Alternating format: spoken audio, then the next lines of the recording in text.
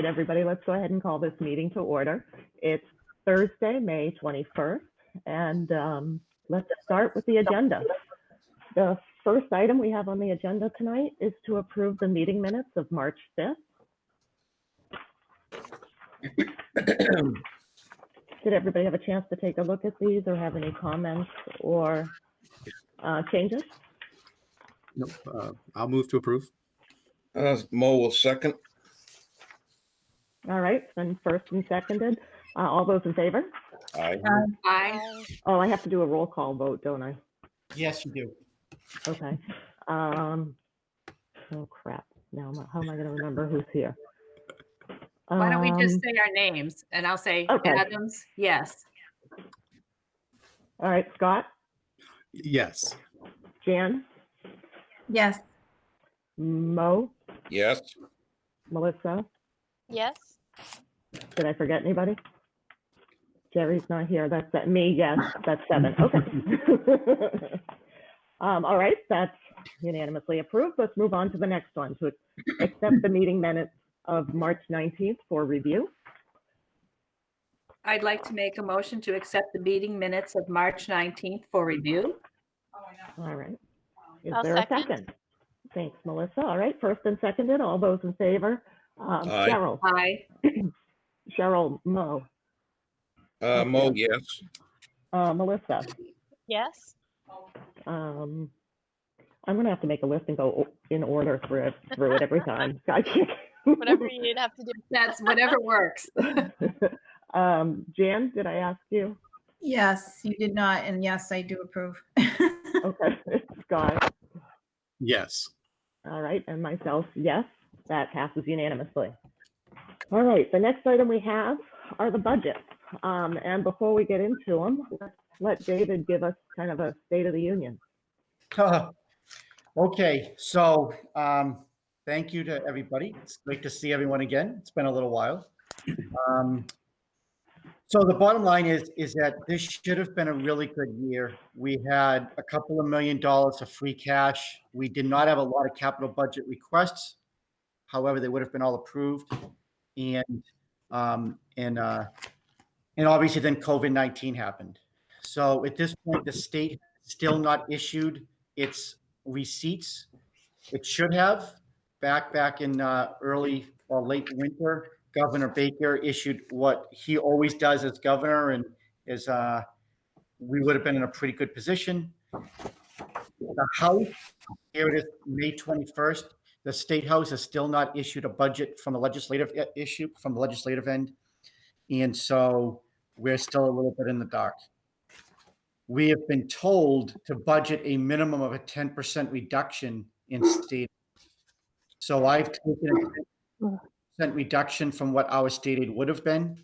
And I also have reduced our local receipts by about $400,000 because right now we are not generating any revenue since the middle of March.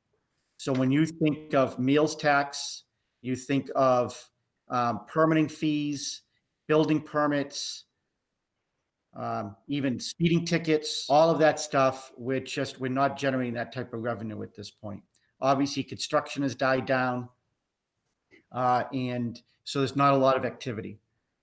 So we have always historically been a little bit conservative in our budgeting for obvious reasons, and now because we've always done that, it allows us to be able to ride this out, but it also means that we're going to be a little bit tighter this year than we normally have been. So we've never actually used all of our free cash, especially just to balance the budget, but we're basically doing that this year. We'll use our free cash to pay for the items that the selectmen have approved, and the difference of that we're going to use to balance the budget. All told, the budget request is only up 3%, 3.08%. So on a $36 million budget, we feel like we did a pretty good job. Chiefly, the reductions that were made from the presentations were really mostly for people that were looking to hire more staff. And Meredith and I have had this conversation. I've mentioned to the selectmen multiple times, sooner or later, we're going to have to hire staff. The town continues to grow. We have more people coming in. We have more roads to plow. In one day, we'll have to do that. But this year, especially with unemployment rising, this is not the year to hire people. And right now, we wouldn't be able to afford it unless we want to either raise taxes more than 2.5%, or in the items that we're buying, you would have to borrow. And, we're not looking to increase our debt at this point. So before you is a balanced budget. And as I've done every year, just to try to make it simpler, is that obviously we can go through the entire budget if you prefer, but I've given everybody a one-page summary sheet of every single budget with the amount that the Board of Selectmen have approved in reductions or additions. And then the second page, titled Board of Selectmen Approved Adjustments, is again another summary page that gives you the itemized line that it was either increased or decreased, and the purpose why. So hopefully we'll be able to go through that and I can explain and answer any of your questions. May I ask a question? Sure. Are we going to be looking at layoffs going forward? I mean, is this budget sufficient to take on what we think? I know it's speculation from the state. I hate to raise the question, but Look at a handful of other towns adjacent to us have already begun to lay people off. And I definitively know that a couple of other towns are in the process of beginning the process of that. Because we've always been pretty careful and fiscally prudent, I don't see us laying people off at this point. This budget keeps everybody intact and keeps all of our services exactly where they have been. So it keeps, if you will. The only thing we're not going to be able to help is that there is some whisper numbers that the state could cut by 15 or 20% as opposed to only 10. And so for every 10%, that represents about another $500,000 to $600,000. yeah, it's a lot of money. So obviously, if we wake up in August, the state law or state constitution is they're supposed to have a budget approved by July 1st every year. But here we are, May 21st, and they haven't even started. So they're not going to be done by July 1st. So we may wake up in August to September one day and find out that they've cut 20% instead of 10. And if that's the case, then we're going to have to make some decisions at that point. Okay. Now, we're fortunate because we have not raised at 2.5% year after year after year like most towns. So if we want to raise it, say 3.5% in September, we have to get more money. We can raise taxes higher. We have that flexibility. Now, again, not advocating it because I understand people are obviously sensitive to it. I'm telling you that those decisions will have to be made, that either you will raise to pay for it or you will have to cut somewhere to offset it. And that'll be a decision that will have to be made at that point. Hopefully we don't get there. To answer your short-term question, we are not laying off anyone in this existing budget. Okay. Thank David, you. You're welcome. we are raising to 2.5% though. At this point, I am budgeting a 2.5% increase. That is correct. And what was the local receipt reduction you thought again, roughly? Yeah, about a little over $400,000. Okay, thank you. So for the capital, are we not going to do any of those that were submitted? Are we just going to hold off for a year and not do any capital stuff? So you'll be voting on those at your next meeting as articles. However, the selectmen at this point have only moved 2 of those capital budget items. For those who do not know, Jan sits on the Jan, you were there at the capital budget meeting, right? Yeah. Yeah. Okay. So we had funded 6 different items at that point. It might have been 7. At this point, the selectmen have only approved 2. Okay. Because we just don't have the money for those other ones. Again, unless we want to borrow money or we want to raise more than 2.5%, but that would be the only way to do it. Yeah, I don't think that's a good idea. I mean, unless there's a critical need, which I feel like probably not, right? I'm trying to remember what was in there, but I don't remember anything that was. Yeah, I can't remember either. We couldn't put off for a year. I don't know. Which 2 did they move forward? So the 2 that they forwarded was the DPW department has lifts and those lifts are broken. So when we Okay. have to raise a heavy vehicle, we have to sublet it out. Okay. So we funded that one. In the fire department, we're going to fund a pickup truck because that's a really needed piece of equipment for them. There are a couple of pieces in the capital budget committee that I would really like to have funded. The Yeah. one that comes to mind is the generator at the DPW department. It's old, it's tired, and it's only a matter of time. But again, we had to look at it. I think it was $45,000 or so. And it's just a matter that you'd have to borrow for, say, the pickup truck and pay cash for the generator. Or you roll the dice, you wait a year, and you hope that we have the money next year to be able to do it. Yeah. Yeah. Can you talk about Rousseau's land as well, please? Sure. So we had the capital budget items that totaled $332,000. We're going to fund $100,000 out of that. Then we have a couple of other items that the selectmen had decided to fund from the beginning. So one was the Rousseau property. You'll recall back in February, we had called a special town meeting for March. So at that point, you guys had already voted on it. And the selectmen had already voted on it. And so they've maintained wanting to purchase it. That's $600,000 that we'll be using free cash. That's to purchase 15 and a half acres. And that would be so that way we could have athletic fields in the town. I have said from the beginning, been here for 7 years now, we need athletic fields. We are a growing town that is getting younger with more school-age children. And quite frankly, we're already out of space. Jan, you know this because you're on that committee with me. Yeah. We looked in depth. So we know we need it. It would be easy not to spend the money this year and to put it towards something else, but that property will not be there again. And then That's right. where do you find 15 acres for $600,000 that you can actually build on? So Yeah. it's just too good of an option that is probably not going to be replaceable as an option in the future. Yeah. And I feel like if worse came to worse, we could sell it over again if we really needed the money back. But to give up the opportunity seems a little bit short-sighted for what we hope will be a short issue with the funds, right? Correct. I mean, think about it. We know that this COVID-19, let's assume best case scenario, there's a vaccine come January, worst case scenario, it's 6-9 months later. This is a 12, 18-month issue. And then I don't think that we're going to have a V-shaped economic recovery, but we'll start to actually have a recovery at that point as people feel comfortable going out conducting business. Yeah.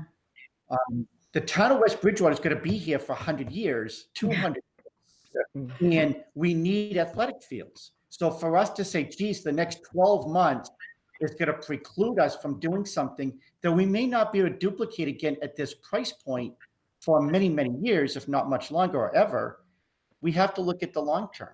Yeah. So we looked at because we don't have to build right away. We can hold the land until we have the funds to build it. Well, you know? that's But extremely what good. are we building? I'm hearing a lot of talk about a big facility. If we're talking about where we might have to lay people off, not right now, but if we think this is going to last 12 or 18 months, should we be spending cash to buy that? So, I mean, look at, I just want to make sure everybody has the right information. If what is going on right now continues and we get a 10% reduction at the state level, we're not laying anybody off. If there is a 20% reduction, then we may potentially have to look at layoffs. Obviously, at that point, we'd have to deal with it. Or we go into stabilization. That's what the stabilization is for. Mm-hmm.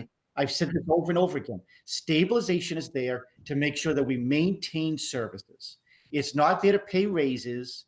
It's not there to buy things. It's not there to get goodies. It's there to make sure that we maintain services. So that And can you remind me how much is in there right now? 3.1 million. 3.1. So the point is that if the state cuts us by $500,000, we'll have an option at that point. Actually, we will have 3 options. And a combination of all 3 can happen. You raise taxes more, you lay people off, reduce expenses, you go into stabilization to offset it, or a combination of some of those. So we'll have those options to make at that point. The other items that was on there was we are looking at adding a street light at West Center Street and Howard Street, where the school is. I think anybody who knows it knows it's a really bad intersection, and obviously there's been accidents. It's hard to take a couple of lefts, and it's not wide enough. So the nice thing of this is that if we put $3,000 towards that, it's part of a grant through the state through Complete Streets. So we get a set of lights and we get sidewalks down to almost a Council on Aging where there's a little bridge that's there. The state is going to make up half of that, but that money expires this year. There was a lot of discussion with the selectmen that maybe we do not fund this $300,000 this year so we can use it for other purposes. I want to make sure everybody has all the facts. We applied for and received an extension of time from the state's Complete Streets. So therefore, even though it's supposed to be spent this year, they have given us another year to spend it because of what is ongoing. But is there a risk they'll cut that though? Exactly, because what the state has also told us is that even though it's approved, if revenues continue to decline, in the latest revenue numbers that they're saying at the state is a potential $4 billion loss over the next 2 years, we have a piece of paper that says you're approved, but they have no money. Yeah. So the selectmen said, you know what? If we have an opportunity to get that done and we need it for 50 cents on the dollar, we better grab the money. So that's why we're going to go forward. We can get a sidewalk done. We can get lights done. We can widen that area and also make the state pay for 50% and take that as an opportunity that's available. So that's why what do we do? But what do we do about the risk that they don't give us their half of the money? Then we're on the hook for the whole thing, right? Well, we'll get that. We have that money for this year.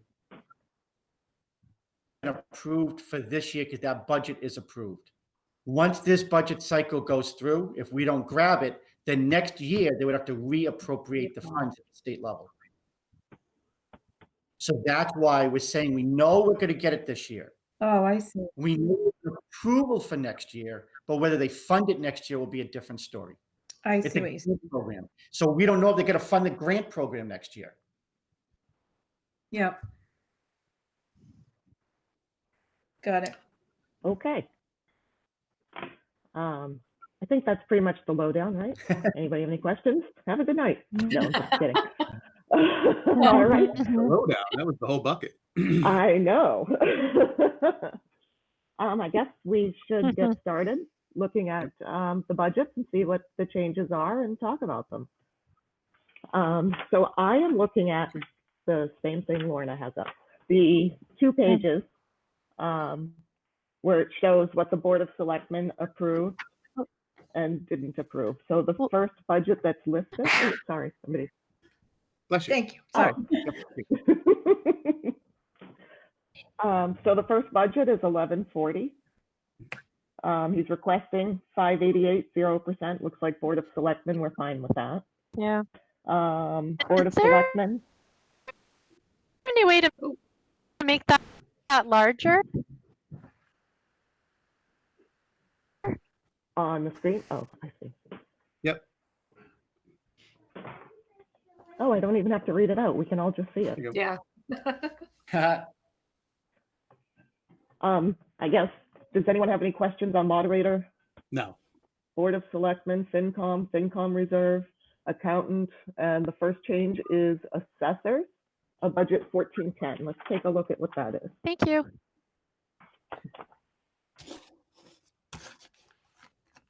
2% increase instead of 5%. So was this, what line is 5111? That's a salary line.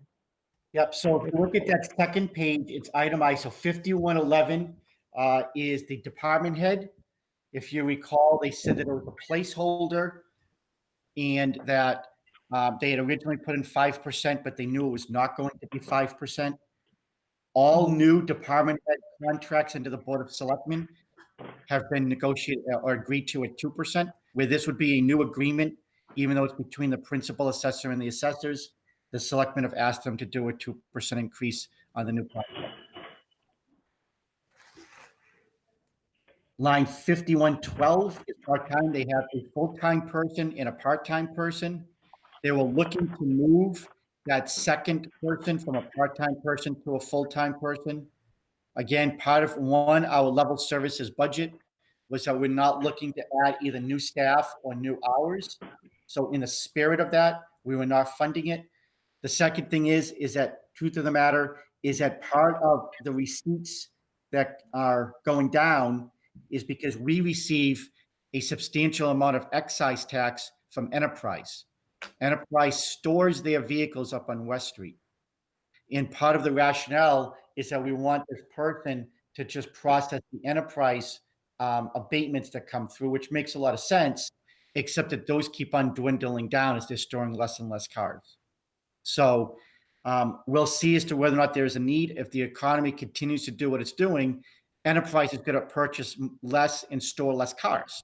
Everybody's going to go onto an inventory freeze. So, but truthfully, in the spirit of not having any new hires, that position was not funded.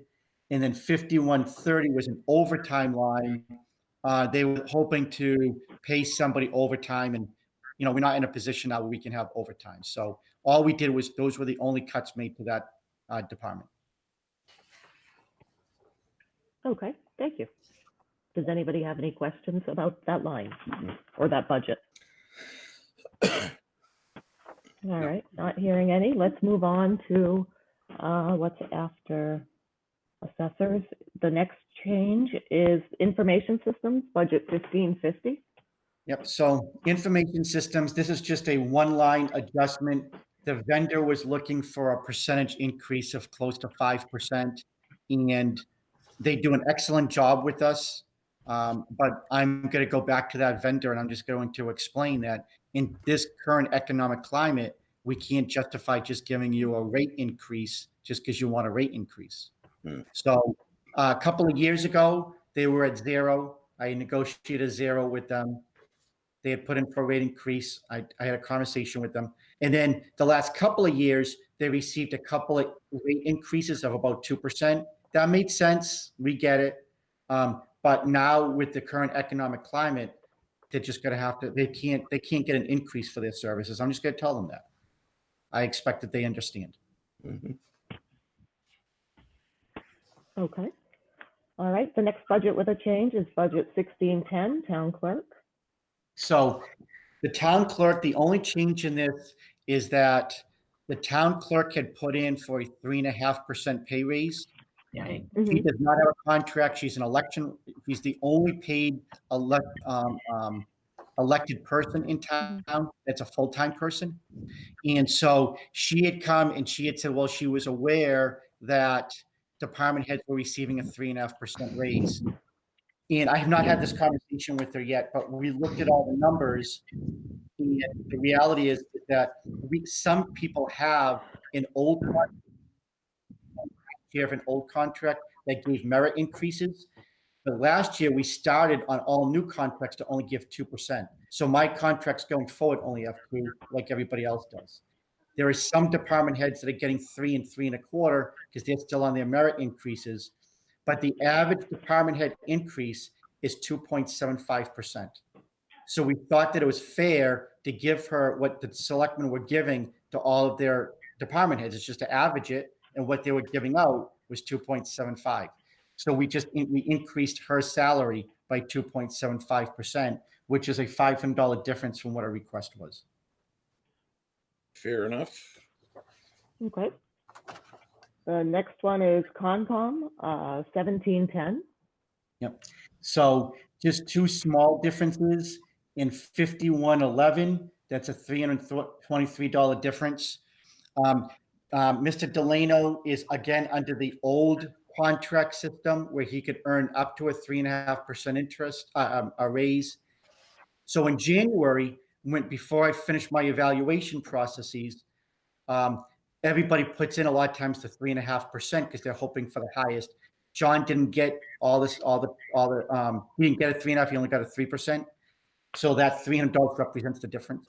And then the $43.5120 is the same because he's paid a small stipend for doing the EPA Stormwater Management Act work now. So that difference between 3.5 and 3 was $43. So that's just what that represents. Just cleaning it up to make it accurate. All right, the next one is the planning board. Planning That- board, very similar. 5112 is the clerical secretary. She is not part of the union. However, we have offered all of the unions 2% this year. And secretaries that are not part of the union, we pay them the same as if they were in the union, because again, we just want to be fair. So when she put in the budget, it was before she knew that. She put in for a 3% increase, but because we're doing 2s across the board, we made that a 2% instead of a 3%. Okay, next one, insurances. So I don't do a formal bid, but I shop out my insurance every single year. So I originally budgeted 5% as an increase. It came in a little bit lower. So right now, again, I'm figuring for 3%. So that's the difference. So it saved the town about $5,200. Wow. All right, town hall, additional for cleanings. Is that going to be enough? Well, not, I mean, how do we know? We don't. So, it's really funny because we just saved $5,200 on one line. Now we're giving it back. Right. Right. The way it worked. So is 52. that like COVID-related deep cleaning kind of stuff? It is. Yeah. So right now, we clean our town hall 3 nights a week, and when they do it, they do a full sanitation of the building. And I think I'm going to increase it to 4 nights a week. So that $5,200 goes from 3 nights to 4 nights. So we're not open right now. So that means that we'll be able to save a little bit of money up front. So that means I'll probably be able to do 5 nights at some times. And I'm also going to be able to buy some extra supplies. I was gonna say, it's not even open, so right now you don't have to do it that often, right? No, we still do it now because I'm here every day. Half the town hall is still here every day. Oh, okay. Okay.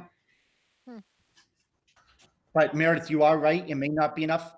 The only one thing that is a positive is that there is some federal FEMA money that may be available that for COVID-related cleaning expenses that we might be able to get future reimbursement for. Oh, that's good. So just a little aside, David, half the people that are not there, are they working from home or just not working? Nope, they're working from home.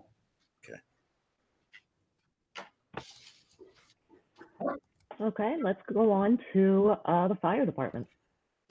Looks like that resulted, that's from a raise or didn't meet the goal. Exactly. All right, Correct. building inspector. So building inspector, again, in the same vein, he was looking to hire another inspector and he was looking to hire an additional part-time secretary. So 2 items. One is that we, based on what's going on, we just said we cannot do any hires. But also his office is growth driven. So as we know, construction has come to a halt at this point. There's a few things going on, not like nothing, but the construction industry is not happening the way it was. Permits are not being pulled. So there's not going to be as many inspections in the short term. There certainly isn't right now. So again, in the same vein that we've of not having any new hires, is that we weren't looking to hire people, so we've just reduced it by those two.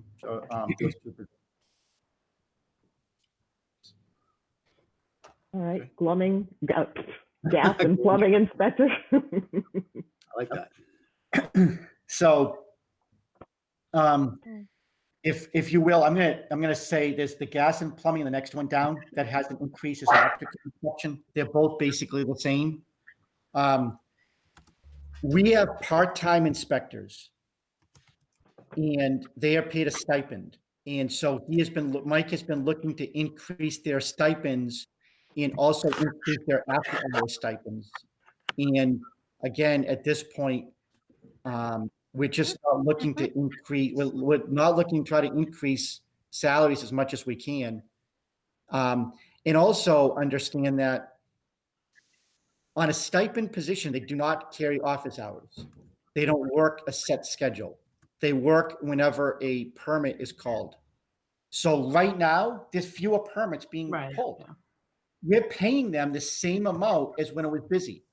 So I will concede that over the past year, when it was busier, that maybe they weren't getting as good of a deal as they would like. But right now, not to say that they're not busy at all, because they still have some inspections, but their inspection count has gone down, but we still pay them. And so it's a part-time small town. Eventually, I agree with the building inspector. We'll have to move this up. We'll have to look at this. We'll have to make some adjustments. This is just not the year to do it. Mm-hmm. All right, so that was gas and plumbing inspector as well as electrical inspector? That is correct. Okay. The next one is the school. This one is the only one I really have an objection with, but I wanted to see how everybody else felt. And I know I'm biased because I have elementary school kids. I see what they're going through. So it looks like the Board of Selectmen specifically said, do not hire the mental health professional and cut $70,000 out of their budget. Does that mean they can't hire a mental health professional since it's a bottom line budget? Or does that, I mean, that statement is kind of strong there. Yeah. So it's a bottom line budget. So I guess at some level they can do what it is that they want to do. However, if a budget is approved in the spirit of it is not to hire that person, and I have personally had the conversation with the superintendent and 2 school committee members, and all 3 of them, given the current climate, understand and are amenable to not hiring. I want to be honest, I don't think that they're going to hire that mental health person, Meredith. So I think that even if they had leftover money in their budget, I think that they understand that I and the Board of Selectmen funded 100% of their request. I want you to know and understand this. The entire budget is up 3% for the whole town. The school department, on an operational budget standpoint, makes up just under 40% of our budget, and their budget increase is up 5%. Mm-hmm. So to have that budget up 5 and the overall budget up 3, it shows you that the town budget is up very minimal. So we are disproportionately funding more to the school than we are to the town, but they need it.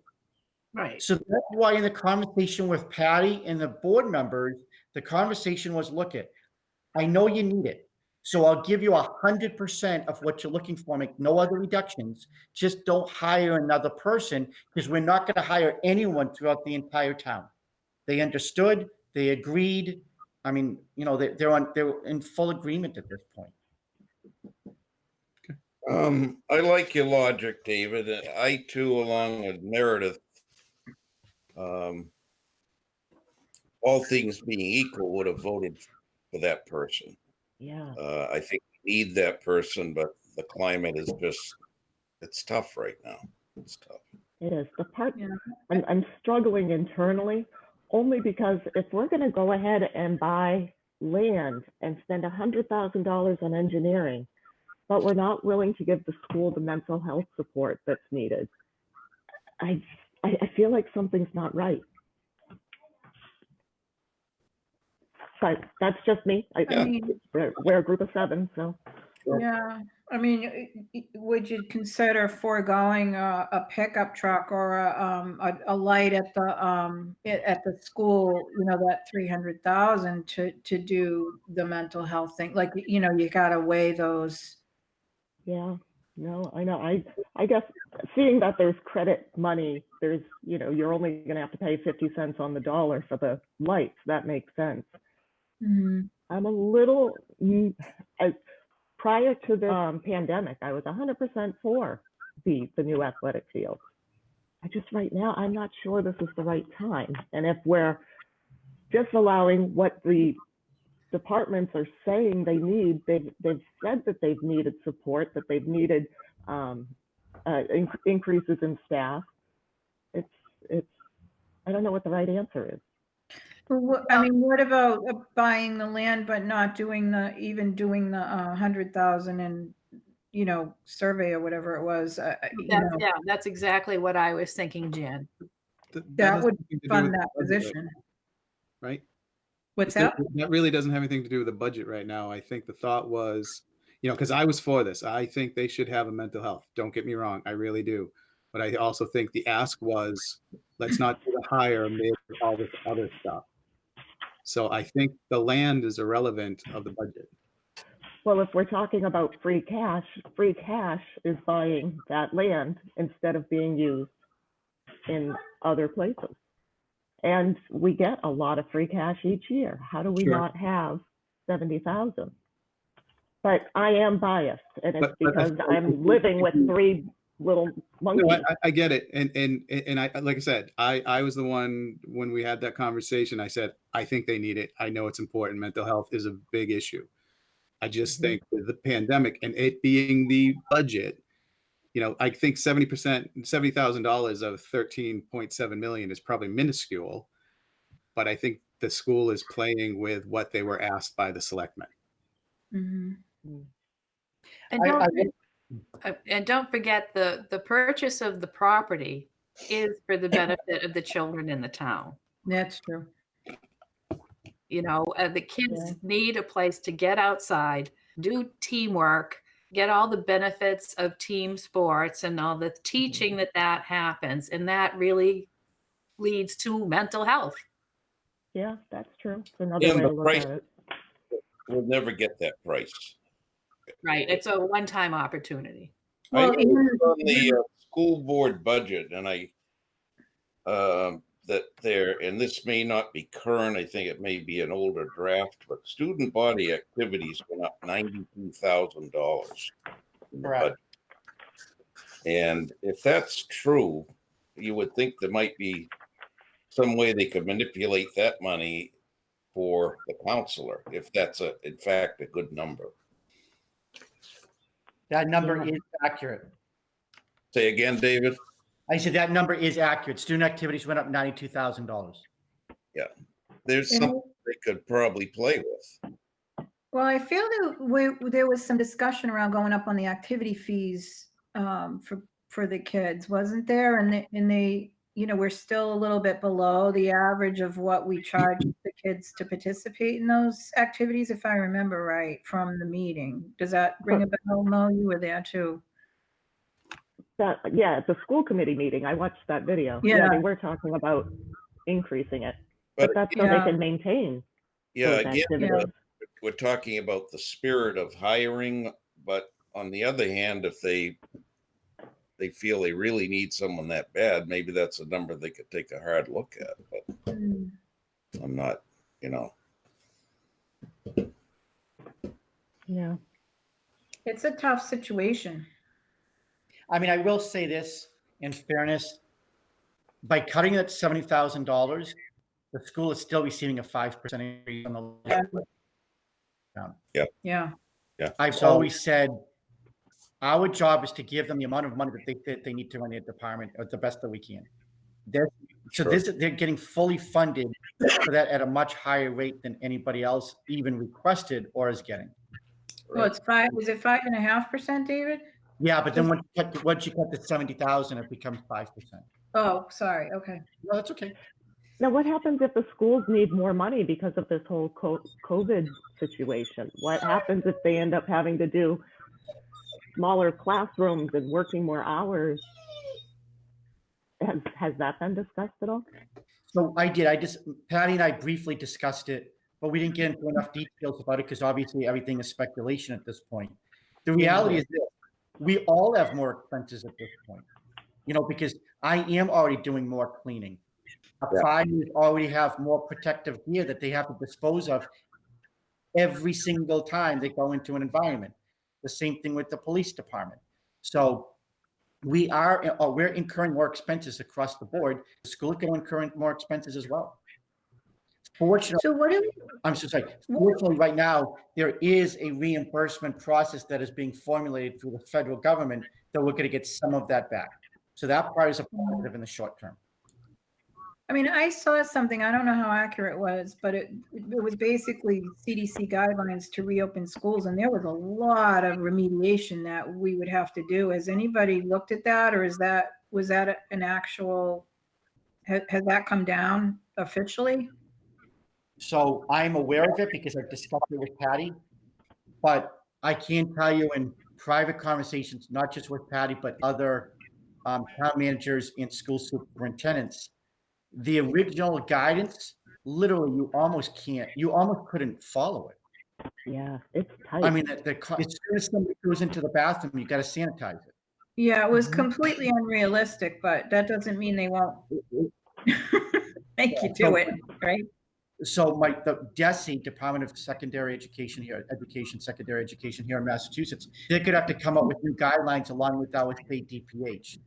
But that is exactly correct, Jan, is that the original guidance from CDC, you would basically have to have somebody with wipes follow every single child around. And that's just not going to happen. I mean, I think everybody recognizes that. So I think they started way up here to figure out where were we going to follow. You know, they're talking about split shifts, maybe having some students do the mornings and other students do the afternoons. That all sounds good in theory. But one, what if you're a parent, right? Now, how is that going to impact you not for 3 months, but for the whole year? You Yeah. still have to work. Mhm. What is that going to impact our transportation costs? Because now we're going to have double the bus lines. Right. Well, that was one of the things on there was they said you could only have kids on like every other seat or something. So even that alone is going to impact your transportation. Double your cost, yeah. So So- I don't know. I guess my question is, what if some or all of that comes to fruition? Where would the funding for that come from? That would either hopefully one, we would get some additional assistance from a higher government, or two, we're going into stabilization at that point. Or it's a special, Then it's a special you town, have somewhere else. right? I'm sorry? It would be, What was all that, Scott? you have to have a special town meeting because we have absolutely no idea what's going on, That is Yeah. entirely accurate. You know, right? So, I mean, we could speculate that for every single budget. Well, Yeah, you know, yeah. I I think just don't want to go down a rabbit hole, right? I think one thing's for sure. I think we're all in agreement that, you know, maybe not this year, and God willing, next year will be fine. That this position will be funded. Oh, yes, So, absolutely. Positively. Yeah, Yeah. definitely. Gosh, the kids need it more than ever with all of this right now. The parents Oh, no need it. Everyone needs it. Oh, thank goodness the liquor stores are open, right? That's what all the parents are saying. Oh, well. All right. Any other questions on this line? I think I had all of them. So let's go on to the next one, DPW. So I'm sorry, did somebody have a question? No. For DPW, there was an error in the contractual raise. He actually put in for 2. It was supposed to be 3. So that was an adjustment. What? They did it wrong. That's it. Don't get, no, I'm just kidding. I know. Okay, I scrubbed the line. I literally scrubbed each line one by one. So I always find errors. DPW lighting, I'm increasing to 8,000. We've had it 77,000 now for 5 years, and we're still growing. So whenever we had a subdivision, we had more houses, more streetlights go up. Sooner or later, the expense is going to go up. So right now, the last 2 years, we've done a transfer at your level to cover streetlights, and we hadn't increased the budget. I think this is we can't just keep on going over. And then waste disposal, which is the next budget. We had a I'm sorry, can I ask about the lighting? I know there was talk about it converting to LED. Is that part of this cost? It is not.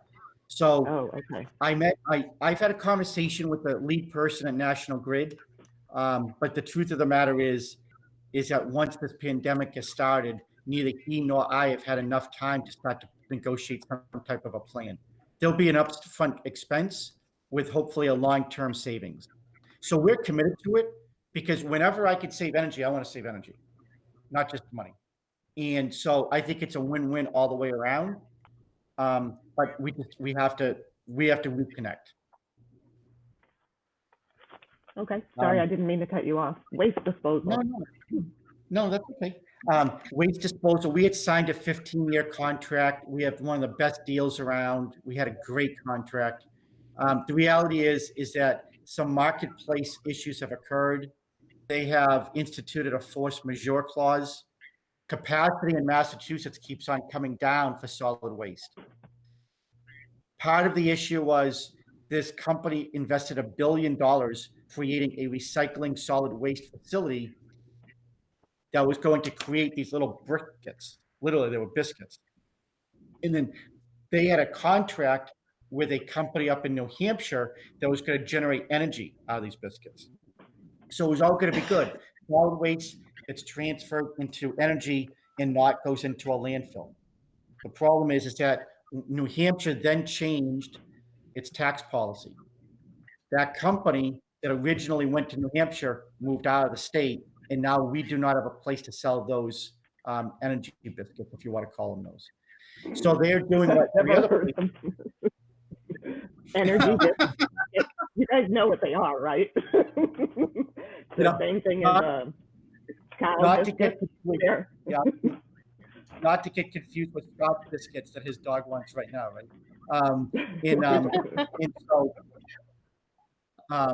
So they are now looking as to what they could do with their solid waste. And the reality is the state of Massachusetts has come out with a net zero public policy position by 2050.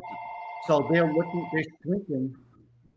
they're shrinking landfills in other areas that you can dispose of with the solid waste.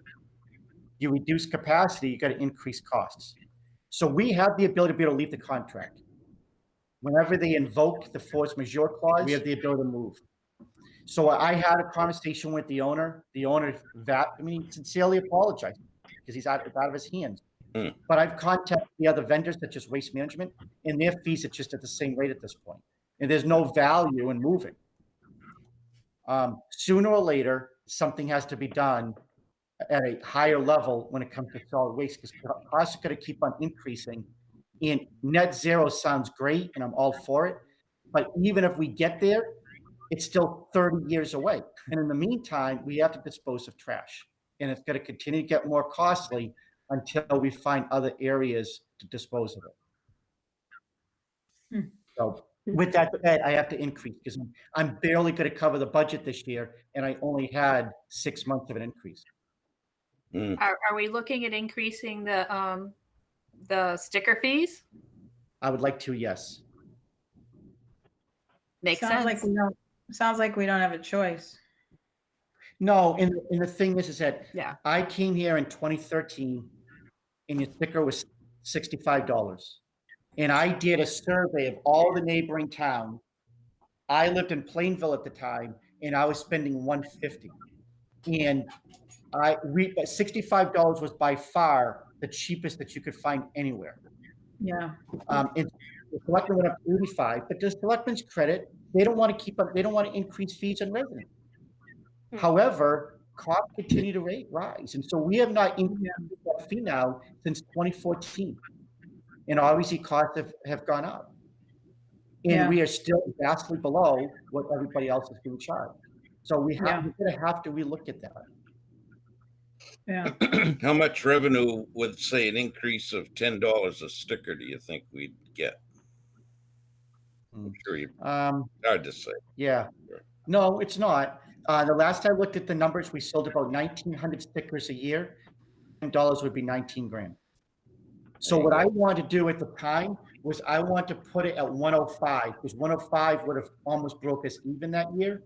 And then I wanted to increase it $5 per year because the trend was that we had to get to 150 to be even, but I didn't want everybody to get hit with it all at once. Yeah. So we just went up $5 a year. That's not, nobody wants to spend $5 more, but that's not going to hurt, right? No. And so to get to 150, that's where we need to get to. And And so I'm going to have that conversation again with the selectmen this year.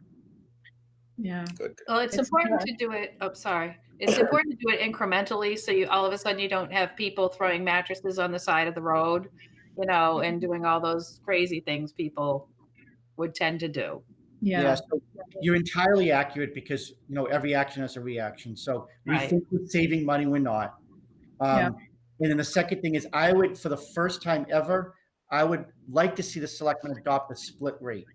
What I would, in my heart of hearts, I would like to go to 105 and raise it a year, but stagger for people, say, over 60. For the most part, they usually don't have as much money, but seniors don't dispose of as much trash as when you're Yeah. because usually Oh, I don't know. My barrel. We don't throw anything away. that's see. So like, We throw away everything I- in my house. I'm telling you, when my son moved out, our trash went in half. It Yeah. was crazy. So I've always said this. I just want to be fair. So if seniors dispose of less trash, let's charge them a little bit less. You think that that's fair? Hmm. Okay. All right. Any other Yeah. questions on that budget? I No. agree. All right, let's go on to Council on Aging. Same thing. She had budgeted for 3, and that was the first year of her new contract. There was a 2% increase. All right, Library, not increasing hours for staff. So Okay, whoa, oh, she was looking to add one person, add 5 hours a week. Again, in the same vein of not hiring more people and not adding more stuff, which is being fair across the board. So we're not playing favorites. It's not a lot of money. It's only $4,000. But if we're not going to do it for one, we shouldn't do it for another department either. Right. So we Yep. did not increase those hours. In line 5210, it was a utility bill, and that's really the only non-labor one that we looked at. But that line already had enough money for this previous year. Utility costs are not going up; they're actually staying the same, or going down. So we just brought it back down to last year's number, which was $500. And they were in the process of putting LED lights in at the Yeah. library, right? So they should see Correct. savings there. Yeah. I hope so. good. Any other questions? Mm-mm. Not hearing any, let's go on to benefits. So this is the one budget that I'm going to be a little tight in this year. So benefits is a big budget. It's our second largest budget behind the school. And there are 2 very large budget lines in it. For the most part, we don't control. The first one is retirement. We normally receive an 8% increase year after year after year, because the theory is an 8% increase brings us to level funding in 2033. And if we get there, then this $2 million line is going to drastically be reduced, because this is all paying for past retirees. Current employees like myself, I pay the equivalent of almost 11%, so we self-fund. This is paying for retirees that predated us who did not have as high of a contribution rate. So by 2033, it's expected and anticipated, according to the actuarial tables, to be self-funded. I'm budgeting a 6% increase. Now, the reason I'm budgeting a 6% increase is because we normally have always had the money in the bank that in July, if we paid a lump sum instead of paying it over the course of the year, I could save 2 percentage points. So on $2 million, I could save 40 grand. We always couldn't guarantee we'd have all the money in the bank. So you have to budget the full 8. But I have the money in the bank. And so I think at this point, I'm going to budget this way, and I need to save every dollar that I can. So I'm budgeting a little bit less on that line. I won't always be able to do it. Unemployment, I'm actually increasing by $30,000. All businesses in Massachusetts pay an unemployment insurance tax. And that goes into a fund. So when you lay people off, those people are paid out of that fund. And then depending on how often you lay people off, your premium gets adjusted accordingly. Mhm. Municipalities are exempt from that. We don't pay unemployment insurance. So if I lay you off, so for example, if you're making $800 a week and under the unemployment rate, you would get paid $500 a week, I'm paying you $500 a week. I pay the full bill. It doesn't come out of that unemployment that the state collects because we didn't pay in as a tax. So when we say lay somebody off making $800 a week, you'll save $800. Under that scenario, you're only laying off saving $300. So I don't know if we're going to have layoffs this year or not. But we do have one person that has left the company that will be collecting unemployment. So we know that that person's going to be collecting unemployment, which we're going to have to pay for. And if the school, at this point, we're paying, for example, cafeteria workers, and they're only working part-time making lunches. But I've had a conversation with the school superintendent. All of these things eventually may have to be on the table come September if we can't reopen. $30,000 isn't going to cover it, but we have to do something just to, because I think it would be financial recklessness if we didn't put something in there knowing we may potentially need it. And then the last one is $87,000. I've always said to you is that I budget as if everybody in town would go on a family plan, because I am required that if somebody comes to me without insurance and they want insurance, I can't say no. Right. I can't say sorry, I don't have the money. Go get it somewhere else. I have over 50 employees. We have obviously never had everybody be on the family plan. Some people do not go on insurance, and some people are single. As we all know, sometimes in the middle of the year, that single person becomes non-single and they want a family plan. So I got a budget for that. I'm using a historical average. $87,000 is what I'm reducing it by. And frankly, that's only 3 family plans. It's not, that doesn't give me a lot of room. No. It's almost $20,000 a family plan. But I'm doing it to balance. And so I'm rolling the dice that I think that I'll probably have that room and nobody comes to me looking to switch from a family to from a single to a family. You know, I mean, we don't even know. So, by using historical averages, I think that I can do it. So I cut that number. So all told, between the additions and the subtractions, it becomes a reduction of $245,000 from the original budget request. And even with that, we still have to go up 2.5%. That is correct. It's really unfortunate, Jan, because if it wasn't for COVID-19, we would have had so much flexibility this year. Yeah. We had a one-time hits, positive hits to our free cash. So we could have used that to lower the tax rate. We could have used that to fund hiring new people. We could have did a combination of both. We could have paid off debt. We would have been in such a good position. Now, the benefit is, unlike a lot of other towns, we're not laying people off. We're keeping our services. We're in a good position. But it is extremely unfortunate because had this not occurred, we would not be raising at 2.5, still giving ourselves flexibility and probably funding those positions you talked about earlier. Let me ask you this though: with people being unemployed and whatnot, did we take into account there may be many people who can't afford to pay their property taxes? Like, are we worried about that at all? So you always worry about it. However, state law is you have to pay your taxes. Yeah, I know. So this year, recognizing what was happening, the state provided us the opportunity to be able to defer taxes to be paid not on May 1st, but up until June 29th, interest and tax penalty free. So the selectmen approved it. So right now, everybody has an additional 2 months to pay that tax bill, but it still has to get paid. Yep. And the reality is this, although I fully understand where people could say, well, maybe we need to do something about that. You have to pay a police department. You've got to pay your fire department. You have to have the roads open and clean with the DPW.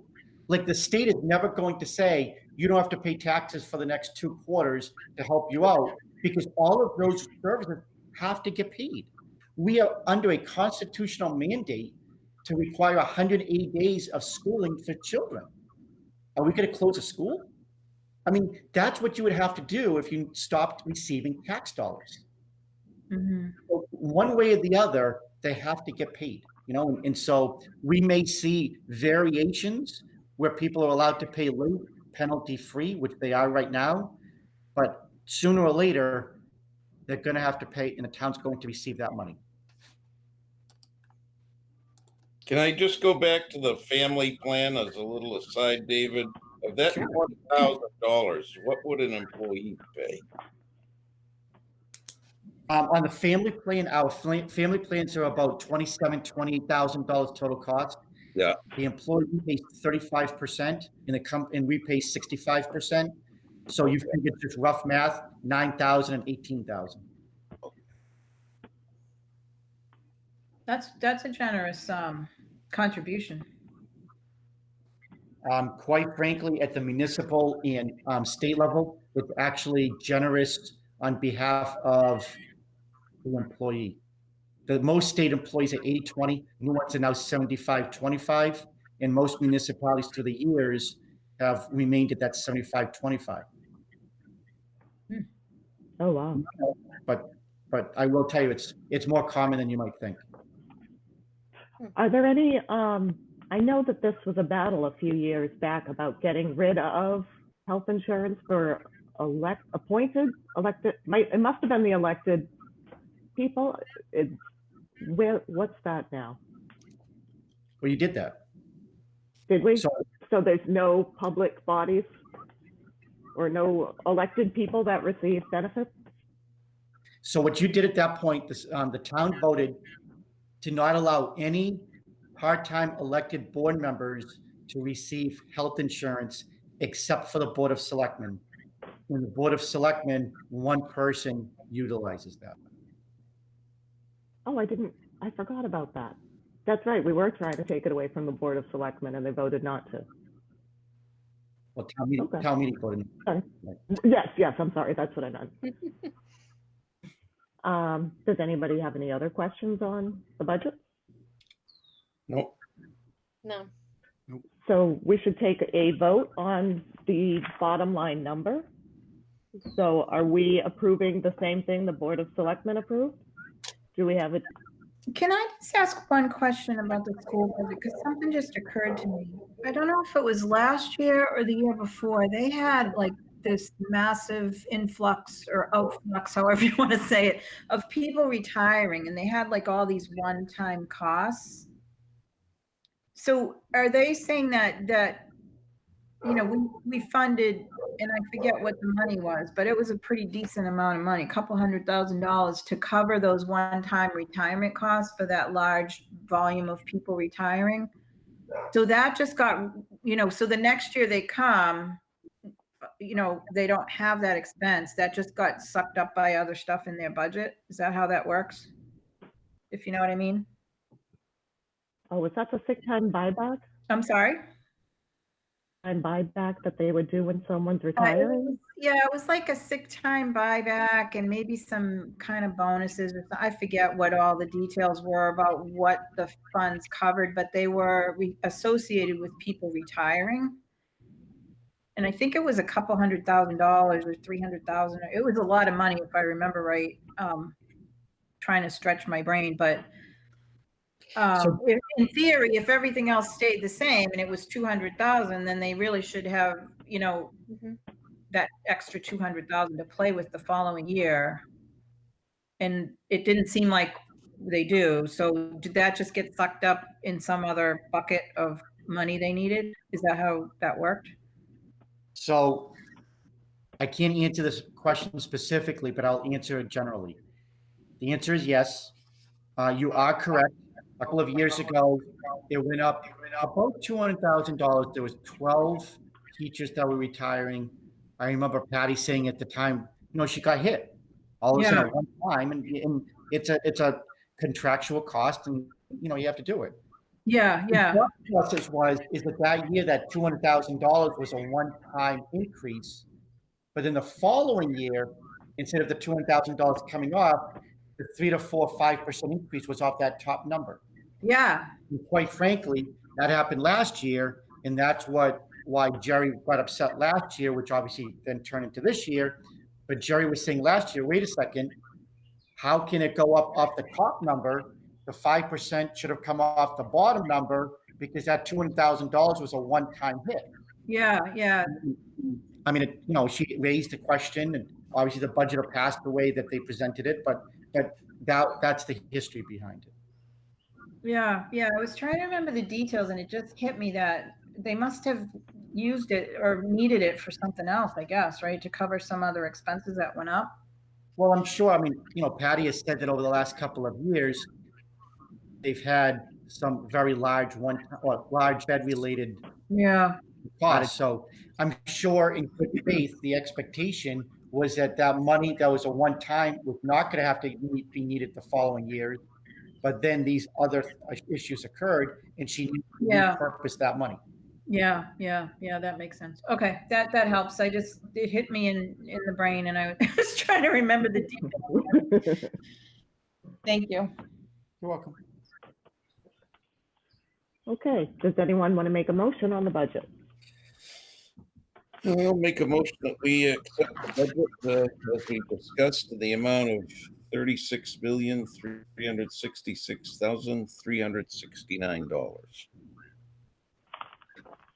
All right, there's been a motion. Is there a second? I'll second it. All right, first and seconded. Any further discussion or questions? So this is that we're recommending this budget to the town. Is that what we're voting?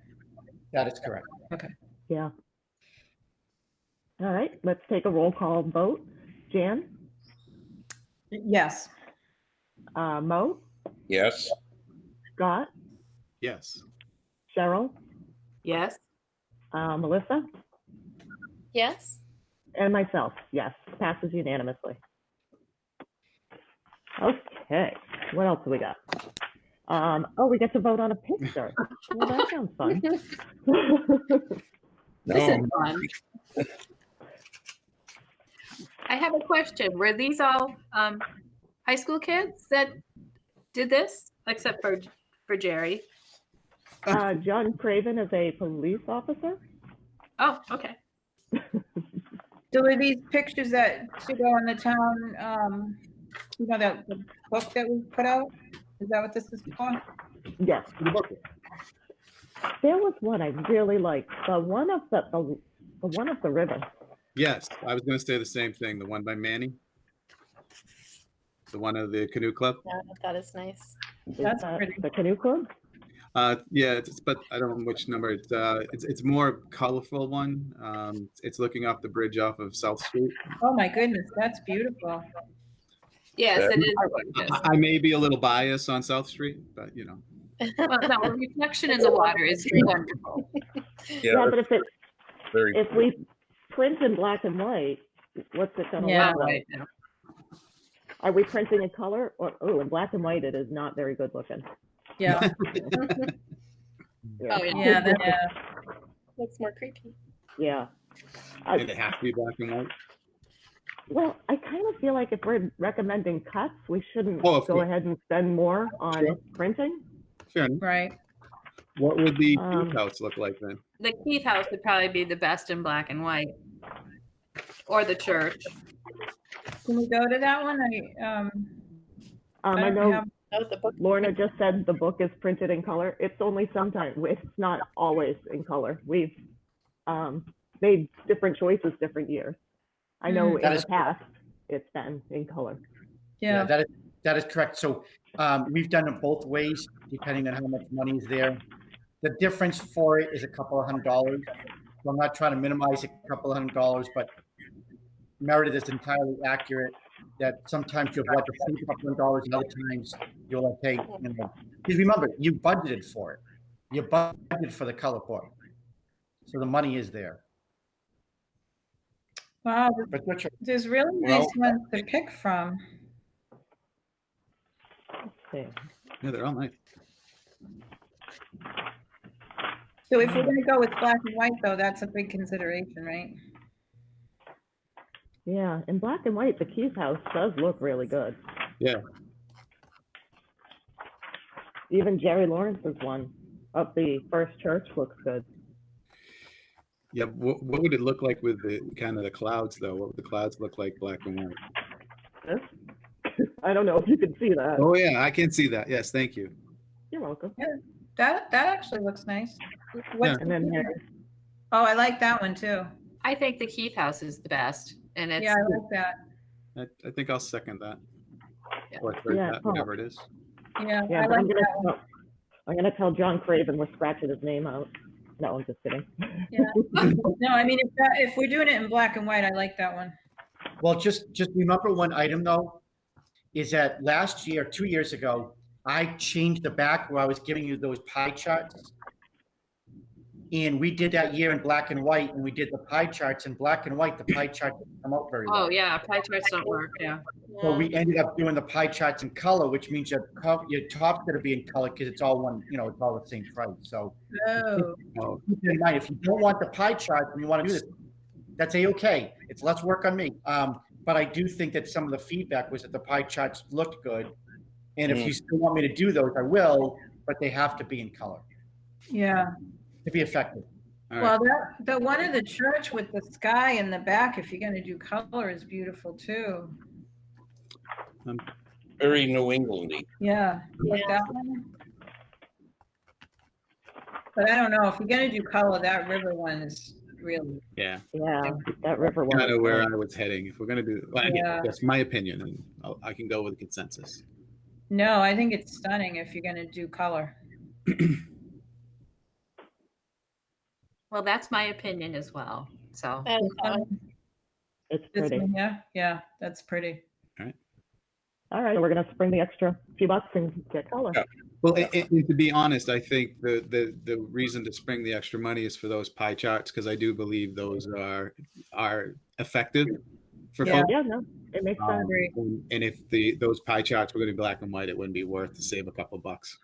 Yeah, Mm. I Well, agree. everybody digests information differently. So if you can do pie charts and statistics, you're going to reach more people.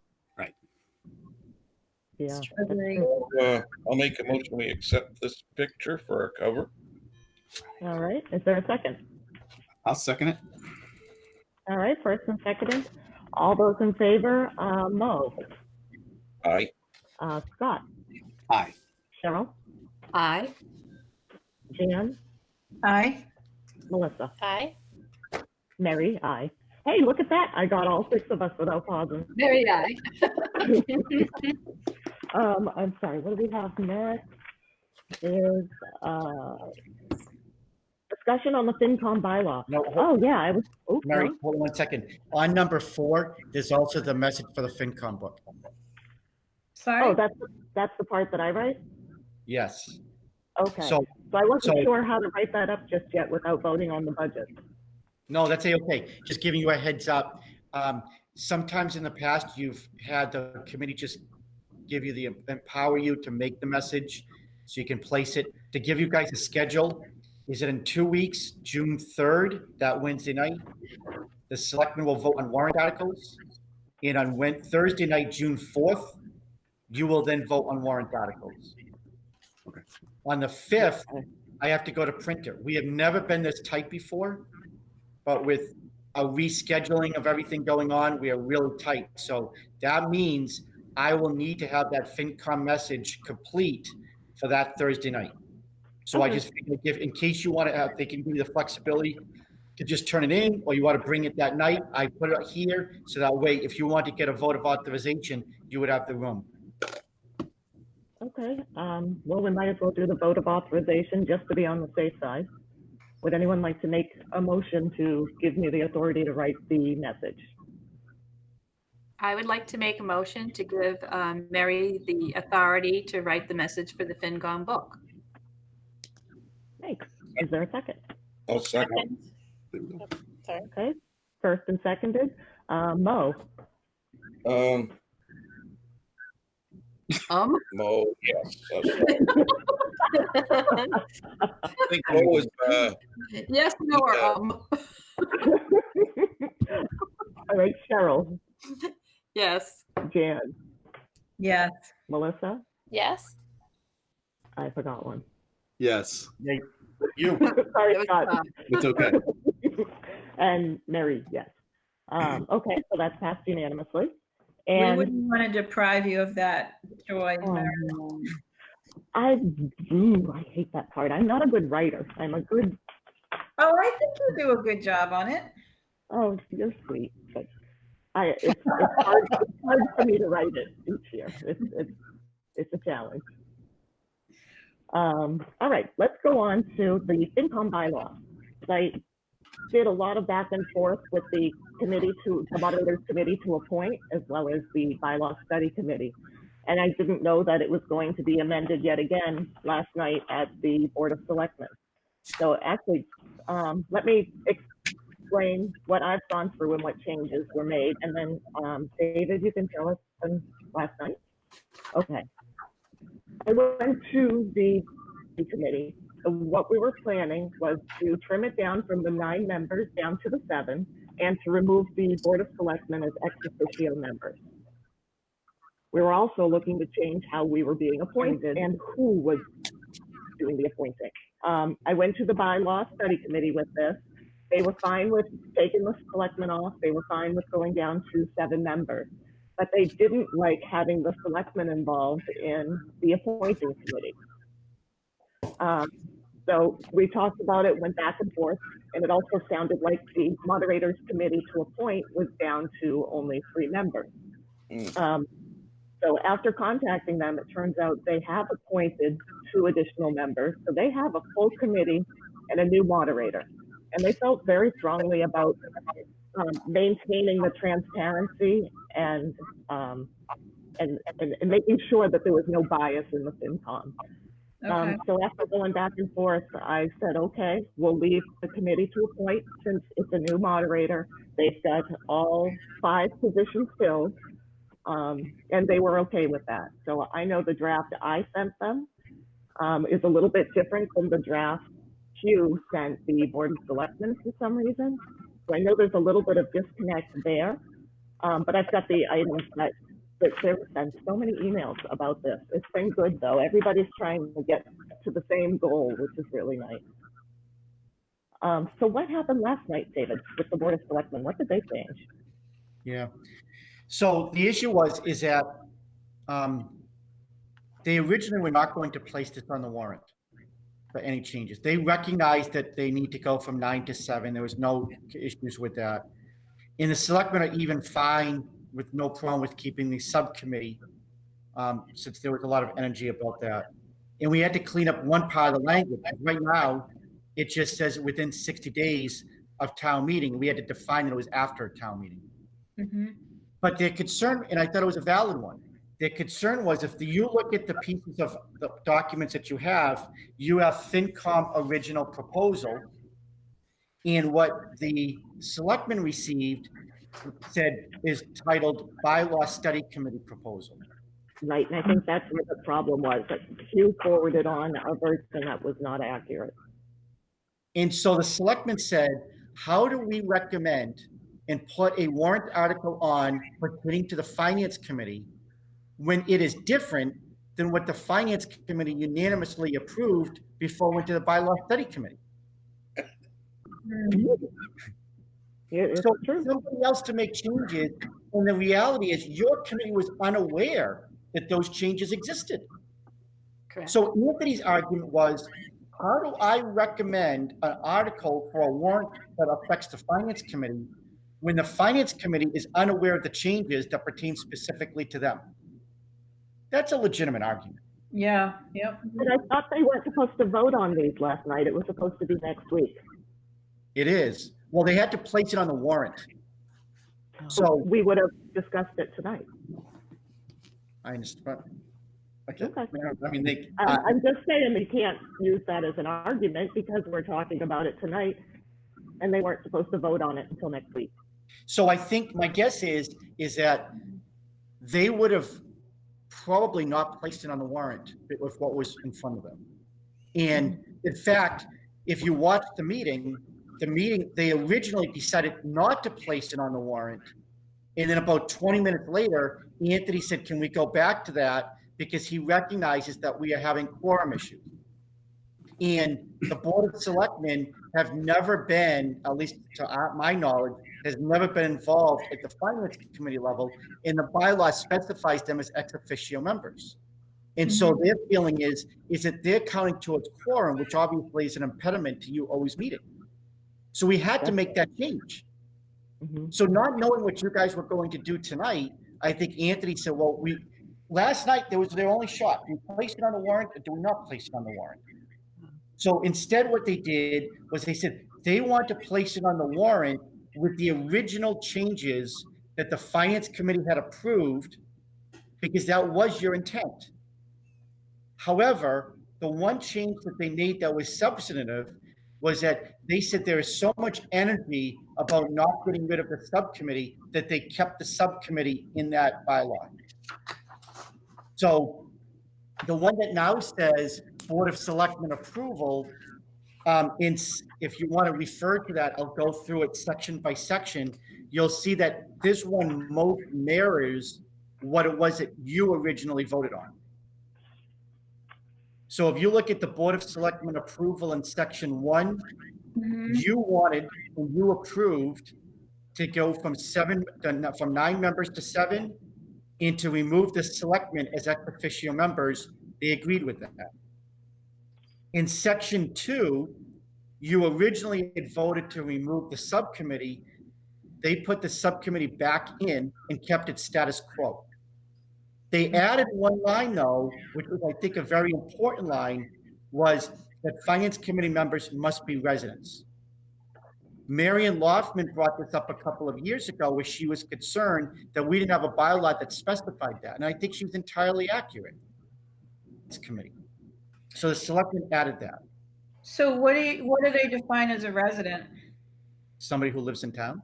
Like 100% of the time, or 80% of the time, or 20% of the time, Or just owns property here? Yeah. So it's a good point, and maybe at a later date, we'll have to maybe get a legal opinion as to what we want to define it as. But I'm positive that right now, the way it's constituted, in theory, somebody could live in New Hampshire, vacation in Florida, work in Michigan, and be on your finance committee. Yeah, no, I think we need to have it. I just think we need to define what constitutes a resident, so that we don't have any disputes over, oh, I live here 11 months of the year, or, I live here 8 months, whatever people might bring up. You know what I mean? I think we should just define it at some point. Yeah, I don't disagree. I mean, again, we could do one of two things, is that we can either make a definition in the bylaw. So for example, it has to be a resident, take that out, a registered voter. Or Primary residence. Yeah, call it a primary residence, and whatever we want to do. Or the second thing is that I get a legal opinion, and then we have the legal opinion filed with the town clerk's office. So that way, at a later date, we say we define a resident as the following. Yeah. And if they don't like it, they'd have to go to court. I don't think someone's going to court to try to sue. Should be on the Finance Committee. We just went from 9 to 7. Yeah, Right. No, I think that's a reasonable approach, is to leave it the way they have it here, but at some point, define what that means.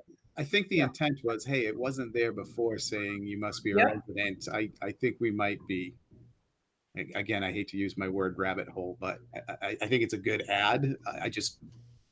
I thought it might also be assumed there. So this is just spiking it out.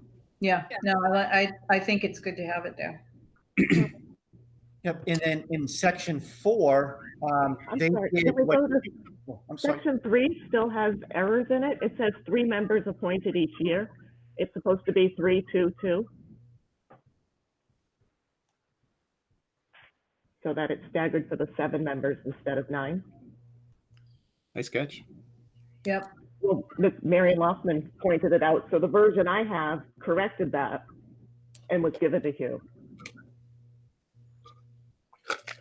Yeah, you can't do 3, 3, and 3 because you only have 7.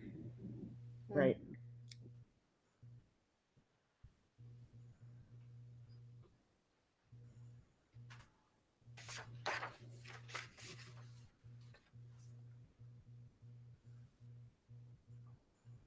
So in the version I have from the bylaw study committee, It says 3, 3, and 3. I don't see that at all. Oh, it's in under section, Section 4, yeah, it's in section 4. but it doesn't say, so staggering, there's no information about staggering. Okay, Yeah, we definitely talked about the staggering at the bylaw study committee. okay. So obviously you're right. We can't define 333 if you only have 7 members. Right. So, so what is it that we think that it should say then, Mary? Mary and Lofton suggested 3, 2, and 2. So the first 3 people are appointed for 3 years, 2 people are appointed for 2 years, and the last 2 people are appointed for 1 year to get the staggering set up, if it's not already set up that way. Okay, so the initial appointment would be 3 for 3, 3 for 2, 2 for, and then 1 for 1. yes, 3 for 3, 2, or Because that's only 6. no, it's supposed to be 3, 2, 2. 3, 2, 2. Okay, so 3 would be 3 years, 2 would be 2 years, 2 And would 1 be is 1 1 year. year. Okay, Right, so that's what they did last year. and then after the initial staggered term, then everybody would receive 3-year appointments. Correct. And that's how they handled it last year. I was the one that received the 1-year term. All right, so that means if this bylaw passes, then what the subcommittee would do is that they would make this initial staggered appointments and then get in the rotation, so that way everybody eventually turns into 3-year terms. Is that correct? Yeah. Okay, all right. Okay, that makes sense. So if that's what you're looking to do, I would ask you to take a vote on that. And that way the selectmen make their recommendations. I will have to ask them to amend this language at their next meeting. Okay. So let's take a vote on that. Does anyone have a motion? Would anyone like to make a motion? Don't make me beg. I'll make a motion. All right, is there a second? I will second the motion. All right, first and seconded, all those in favor. Let's start with you, Scott, Aye. Melissa, Aye. Mo, Aye. Jan, Aye. Cheryl, Aye. and Mary. Aye.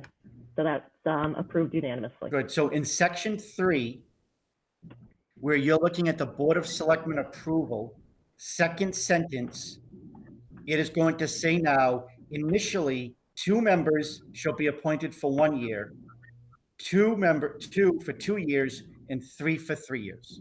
Yes. Got it. Yeah. Excellent. Perfect. Got it. And do we have to say, and then every 3 years after? Do we have to follow it up? No, because I think the first sentence that covers it, where it says that they'll serve for 3 Okay, years. all right, that covers it. Yeah. And then section 4, they deleted what you had deleted at your meeting when you took the initial vote. Right. Okay. Okay. And that's it? That's all the changes? That's a change. That's the one that they approved. Yes. Okay. That's much closer to what you originally approved, different than the one we received from the bylaw study committee. Okay. I mean, I think this looks good. Now, I did have a question from Marion Loftman about the sentence, no elective officer or employee of the town shall be eligible for appointment to the finance committee. Because I believe the bylaw study version, for some reason, didn't have that in there. Does that make a difference at all? So where does it say This is, that, Mary? On the Board of Selectmen approval, section 2, Section 2? the second to last sentence, no elective officer or employee of the town shall be eligible for appointment to the finance committee or to the committee to appoint the finance committee. And that is in your existing bylaw. Right. The version I had, that wasn't in there. I remember when I was on the library board, I had to resign in Right. order to come on FinCom. I think it makes sense to be in there. I just want to make sure it should be, because I thought the bylaw study, well, the version I had for the bylaw study committee didn't have that in there, but I think Yeah. it should be in there. Yeah, Mary, I'm looking at the bylaws right now. It's definitely in your existing bylaw. Okay, I'm okay with it if everybody else is okay with it. Yeah, it's in the one that on the screen. It says no elective officer under section 2. It's the last sentence. No elective officer or employee of the town shall be eligible for appointment to the finance committee or to the moderators committee to appoint the finance committee. So that means if you're like on the library board of trustees, anything like that, you can't also be on the finance committee. Is that what that means? Yeah, And you also, yeah, because you run the risk of being a conflict. Yeah. Okay. Yeah, I mean, I think it makes sense. yeah, I think it does too. Okay. Do we have to take any other vote on this bylaw, David? I think what I would ask is that to take a vote on it right now, that this is the bylaw that you are in favor of, because I'm going to bring it back to the selectmen, have them ask them to make that change, but that change makes sense. So ask them, because at their next meeting, they're going to lock in. We're not going to be able to change anything. So at their next meeting, they're going to lock in the language. Mm-hmm. Yeah. I want to make sure I am asking them to lock in the language that you want. Yeah. Okay. I mean, I'd make a motion that we submit this to the board with the change we discussed on the 3-year, 2-year, 1-year thing. I'll second it. All right, first and seconded. Let's take a roll call vote. Cheryl, Yes. Jan, Yes. Melissa, Yes. Mo, Yes, Scott, Yes. and Mary. Yes. So that passes unanimously. Oh, I will be so happy when this passes. It's been a long road. I've been stressed about quorum quite a bit, but we've always done really good. We've been a good group. I agree. What else do we have? Oh, the next thing is to review the letter from the school committee to the finance committee. A And mute point, isn't it? oh, I'm sorry. Is it a mute point now? Well, what did her email say? I didn't read all of She it. said she resigned. Oh, okay. Well, there's no mechanism to remove her from the finance committee. It hasn't been on any of the other agendas, so I thought we should at least speak to it. Yeah, of course. And if anybody had anything to say, this is the time to say it. After that, it's in the past. But I know. Ooh, Nope, go right ahead. who would make a recommendation? The appointing body? Well, they don't at the moment have the power to remove somebody. Right. They just appoint people. Right. Yeah. And we're already short-staffed, so we can't really afford to lose anybody. No, but let's make an example of blatant, whatever.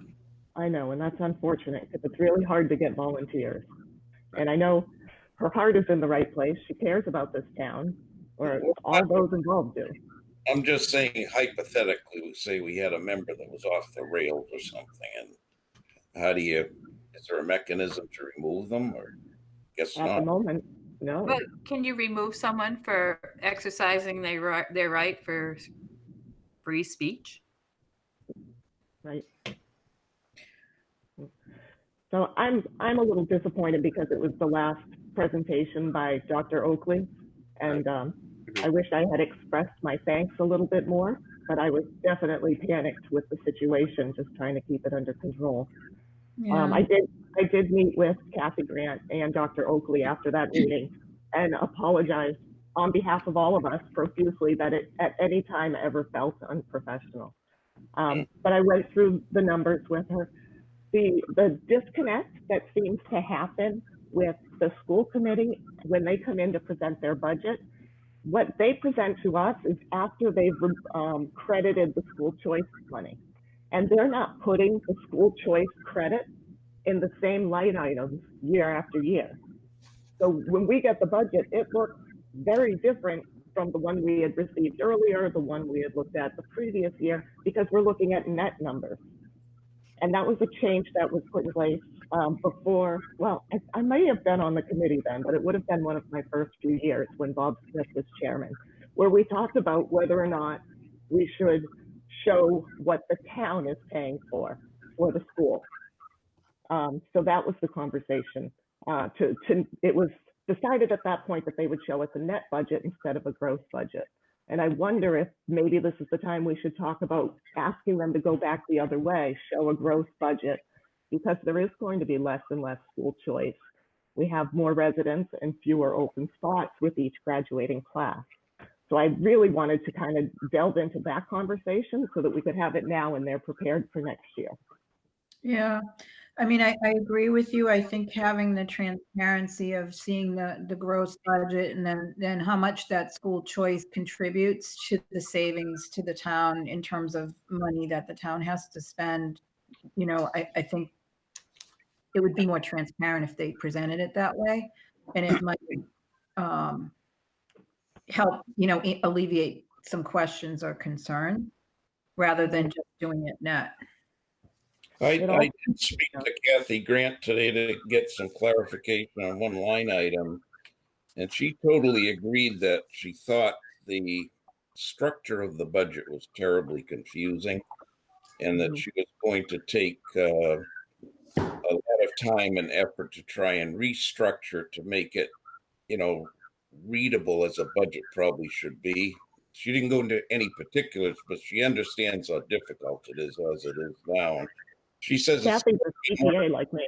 Like you add on 1 year and then you add on something else like software, trying to get a product that works instead of just all new software. So. And I think it would also help us to try to take a little more time to understand. I mean, that is a very large budget and they have a lot of constraints and there's a lot of regulatory things that they have to do. So I think it would just help us all to kind of get to understand it a little bit. I know Mrs. Oakley has done, Dr. Oakley, excuse me, has done a fabulous job explaining, but it's a difficult thing. And I think the more we dive into it and learn, the better we will be receiving it. Yeah, it's complex. And I've wondered, Mary, if we should consider actually giving them, a little bit more time than we have in the last year or two on the schedule. You know what I mean? Yeah, no, I agree with you. I think we should, especially if we're talking about potentially changing the format from what we've seen the last few years. Yeah. I think Maybe I'm seeing how much frustration there is on everybody's side. I mean, everyone's trying to do the same thing. We're trying to provide the best possible service. So yeah, I think if we can give them more time and better understand it, not that we're trying to minimize what their own committee does, but it's only going to be better if we understand the ins and outs. Yeah, I mean, I found it helpful to go to their meeting and, listen to them present it there and then present it to us, and you get to kind of hear it twice and look at it. But I just feel like it would be time well spent to go into it a little bit deeper at this meeting and give them a little bit more time to present it and really allow enough time for questions and for us to really understand it, like Scott said. Yeah. So if I may, I just want to jump in because I want to make sure everybody has all the facts. This here is the budget that the school committee does provide to us. If you still have your original packet from the school department, if you refer to it, you'll see that they have an FY21 column right here that totals $13.6 million. And then they have another column under school choice, and they show you out of school choice what they're using to offset the budget, and therefore brings up the total budget to 16,211. So that's what we should be looking at. Yeah, probably. yeah. So the point is, it is here. Like it's disclosed. I missed the meeting that it was presented at, so I don't have that. But I feel like I don't know if I don't have it in time to, review it before we really, like having it a couple of hours before the meeting. I'm at work and I just don't have time. It would be nice to have it a little bit earlier and be able to do a little bit of offline study and then give them a little bit more time during the meeting to kind of go through that in a little more detail. I think that would be helpful. Yeah, so That's- I agree with you on that, Jan. We give them 50 minutes, which is more than any other department. So if we have to give an hour or something, then we'll add more time. Yeah, The other thing is that we require all of our budgets to come in by the end of January. So the staff, when we get them in, usually by mid-February, we have everything inputted. And I know some of you like to pick up the books early and take a look at it. mhm, School department, under Mass General Law, must hold a public hearing. And they've historically held their public hearing the second Monday or third Monday of every March. And it just always coincides with the fact that you meet that week. And because that's usually at the end of our budget season. yeah, We give them longer than everyone else because they have a statutory obligation that they have to fulfill. yeah, Not their fault. So that's why we always get it at the end. We put it in as fast as we can, but nobody, myself included, nobody has an opportunity to really digest it as much as we would like to prior to that meeting. So I think you're entirely right. Yeah. And I'll work with Mark Bodwell going forward, that maybe we could fine tune that process a little bit. yeah. I think that would be really helpful. I mean, when you think about it, is half the money the town spends. It's a lot of money, you know. Uh-oh, I'm losing my headphones. So do you, I don't know, do folks feel like it would be appropriate to send a letter back with a formal apology? Or, I mean, I know you met with them and apologized. Do you think that that's all we really need to do? I felt, I wasn't at the meeting, but I did watch the YouTube, and I did feel bad about it. Yeah, I think it would be a good idea if we what should we formally apologize as a committee? I'm open to suggestions. I'm not really sure what to do. I don't think it's ever a bad idea to recognize the hurt or disconnect that they felt between the finance committee and the school people. They felt like they were devalued in how much work they had done because it wasn't recognized. So I think, words to that effect that, sorry that this interchange caused the perception that you are not valued, because that's not the case. Something like that. Yeah, I agree. I think that's a good message. I give them so much credit for doing such a wonderful job with the resources that they have. And I really feel like when they put their budget together, they're very thoughtful and very considerate about what they need and what they're asking for and how much the town, has to spend to have those services. And I just I don't feel right that they don't feel like we value that work and that effort. No, I think those are very good points. Should I put a letter together and we'll review it for the next meeting? Yeah, if you don't mind it, that would be really helpful, Mary. No, I think we should. I didn't want to I can apologize for me, but I don't want to apologize for everybody else unless you all feel it's warranted. Too detailed, just Right. Yeah. Yes, Yeah. keep it short and sweet. High level, apologize for what happened. Love, Mary, XOXO. Yeah, and I well, maybe not that high. Maybe a little deeper. But I do feel like Jerry has the best intent and is really looking out for the taxpayers. So I do, want to recognize that she really does have the town's best interest at heart as well. Yeah, and she's always been here for the meeting. She's always been invested and had great questions. Yep. And even in her letter, she was saying how it was a little difficult to do it over the phone. Not to say that was an excuse by any stretch of the imagination, but that could have maybe added to the difficulty. Yeah. She said it made her seem strident and, Yeah. The Maybe there's a frustration. bit of frustration not meaning to go towards them. Yeah, no, I can't believe she resigned. I was hoping that wasn't going to happen. Oh, that's unfortunate. Okay.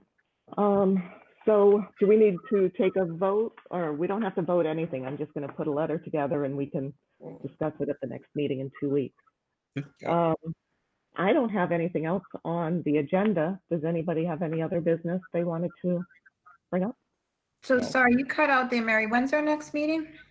I'm sorry, that's is it 2 weeks, June Yes. 4th? Thursday, June 4th.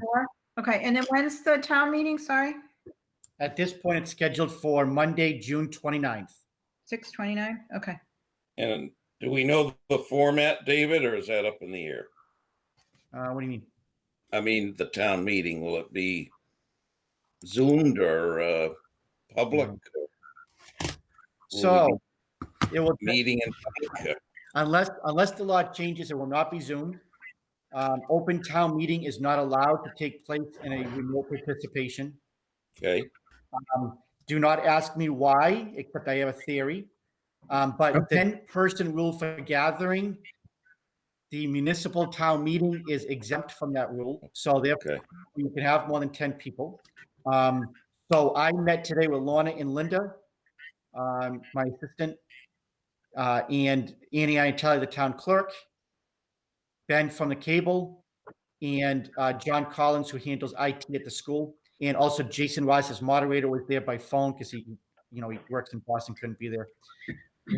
We met over at the school. We're starting to work out logistics because we have to do the following. We have to make sure that we can have social distancing for you as a board and for everybody else that comes there. So at this point, we're thinking about doing 3 2-foot tables for the finance committee. Originally it was going to be 4 and have 2 people per table. So that way we could have these social distance from each other. But where there's 6 of you, we should only need 3 tables now. And at this point, we did the math, and it looks like we are probably, I mean, the selectmen have to take the vote and approve it.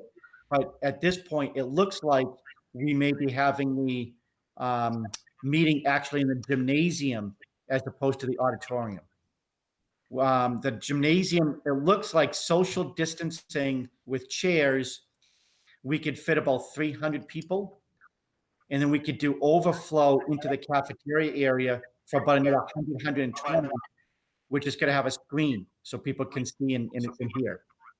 The auditorium with social distancing looks like it will only hold about 90, 92 people. Mm. So if I knew it was going to be a low turnout, we would do the auditorium, but I can't count on that. Yeah. Right. And I can't do the auditorium in the gymnasium because we have some audio issues with that. I'm sorry. Oh, that's somebody. So, Oh, I'm sorry. I know it's late. Is that Melissa? It sounds like Melissa. Melissa, are you speaking? Yeah, I think it's me. I just had a question about not in good health and they're not able to vote. I mean, not able to be present, they can't vote. There's really no other vehicle for them to.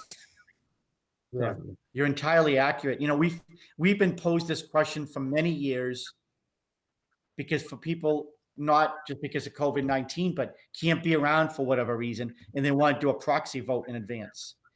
It's not allowed under state statute. Okay. All right. Thank you. Sounds like, We have to do the, Yes. people have to wear masks the whole time and all that? So the order is that you have to wear masks when in public unless you're able to social distance.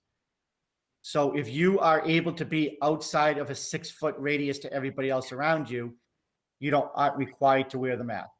My guess is a lot of people are going to wear the mask until they actually speak.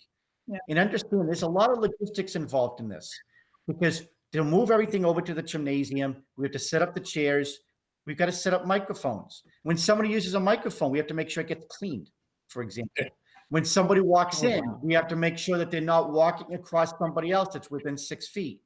Had we used the auditorium, part of the problem is that the middle row has 12 seats going across. I can't put people in the middle because if they have to use the bathroom in the middle, they have to walk across other people. So there had to be a lot of thought process in this to social distance, allow people to feel safe and comfortable and still be able to conduct business. Wow. That's interesting. It's complicated.